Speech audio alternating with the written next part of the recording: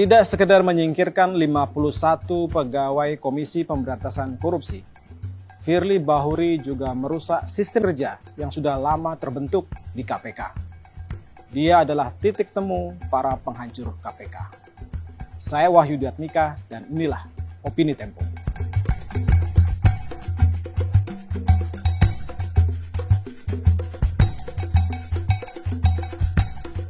Ketua KPK, Komisaris Jenderal Polisi Firly Bahuri adalah titik kumpul pertemuan sejumlah kepentingan yang ingin KPK segera masuk liang kubur.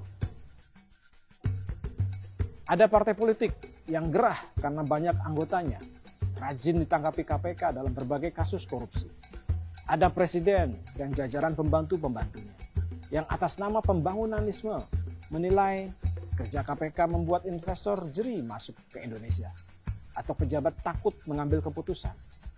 Ada pengusaha-pengusaha hitam yang senantiasa khawatir laku lajak mereka terendus oleh KPK. Karena itu, Firly Bahuri adalah harapan untuk mereka yang rungsing oleh sepak terjang KPK. Sejak terpilih 2 tahun yang lalu di Dewan Perwakilan Rakyat, Firly sudah mulai membusukkan proses kerja di KPK. Kita tahu tes wawasan kebangsaan yang sengaja dibuat untuk menyingkirkan para penyidik yang selama ini militan memberantas korupsi hanyalah puncak dari rangkaian peristiwa-peristiwa dan proses yang membuat KPK kehilangan taji. Misalnya, proses pengambilan keputusan pimpinan KPK yang semula kolektif kolegial, di mana setiap pimpinan KPK punya porsi keputusan yang sama, kini sudah tidak berlaku lagi. Sebagian dari mereka merasa terintimidasi, ada yang mengaku dikuntit sepak terjangnya. Bahkan salah satu pimpinan KPK pernah mau mundur karena merasa iklim kerjanya sudah tidak sehat lagi. Contoh lain ada dalam proses penyelidikan dan penyidikan perkara. Kerahasiaan dalam proses sekarang diterabas. Kebocoran informasi sangat mudah terjadi. Dalam banyak kesempatan gelar perkara, Firly biasanya memotret bukti-bukti, sesuatu yang sebelumnya tak terbayangkan bisa terjadi. Walhasil kita melihat sejumlah kasus jalan di tempat. Kasus penyidikan Bansos misalnya, yang melibatkan bekas Menteri Sosial Juliari Batubara, sampai sekarang tidak berkembang. 2 politikus Partai Demokrasi Indonesia Perjuangan, Herman Heri maupun Ihsan Yunus, sampai sekarang tidak pernah diperiksa. Bahkan nama mereka hilang dari berkas acara pemeriksaan. Seperti ikan, busuk di kepala, membusuk juga di ekor. Kita tahu sekarang pimpinan KPK yang lain, Lili Pintauli Siregar, dilaporkan melakukan pertemuan dengan pihak yang berperkara, yaitu bekas wali kota Tanjung Balai di Sumatera Utara. Dia sudah dilaporkan ke Dewan Pengawas, tapi sampai sekarang belum jelas tindak lanjutnya. Bisa jadi Dewan Pengawas memang sudah tidak terengginas lagi. Tengok saja bagaimana kasus pemeriksaan etik Firly Bahuri yang dilaporkan Juni 2020. Ketika itu Firly diketahui memakai helikopter untuk pulang ke kampung halamannya di Palembang.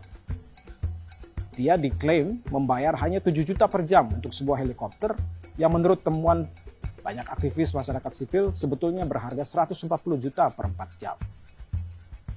Diduga Firly bahkan tidak menyewa helikopter tersebut, melainkan mendapat pinjaman. Untuk kasus pelanggaran etik seberat itu, Dewan Pengawas hanya memberikan sanksi teguran tertulis. Jadi, mungkin sudah tidak perlu berharap pada Dewan Pengawas. Para tokoh-tokoh yang dikenal berintegritas dan bersih yang mengisi posisi Dewan itu, seperti mantan Komisioner KPK, Tumpak Haturangan Panggabean, atau mantan Hakim Albertina Ho, bahkan akademisi seperti Syamsuddin Haris, seolah-olah lunglai, tidak berdaya menghadapi Firly Bahuri. Pendeknya, KPK sepertinya tidak bisa diharapkan lagi. Hingga konstelasi politik berubah, KPK sepertinya akan menjadi ayam sayur. Bahkan mungkin tukang pukul. Pengusutan korupsi atau operasi tangkap tangan mungkin berlanjut. Tetapi tujuannya bukan untuk menegakkan hukum, tapi lebih sebagai negosiasi atau tawar-menawar bisnis dan politik. Mereka yang tersisa di dalam KPK, para pimpinan, penyidik, atau pegawai KPK yang lain, tidak boleh tinggal diam. Perlawanan harus dilakukan. Penentangan bisa dilakukan dengan protes, atau bahkan mundur. Mundur tidak berarti kalah, melainkan sebuah indikasi tingginya sikap moral. Jika dilakukan bersama-sama, mundur bisa jadi alat penekan yang efektif. Penyelewengan-penyelewengan yang dilakukan Firly tidak boleh dibiarkan merajalela. Dia adalah tumpuan dari berbagai kepentingan yang ingin menghancurkan gerakan pemberantasan korupsi. Karena itu perlawanan harus dilakukan. Penentangan akan menunjukkan kualitas moral dari mereka yang tersisa. Apakah mereka berani melawan dengan sebaik-baiknya dan sehormat-hormatnya.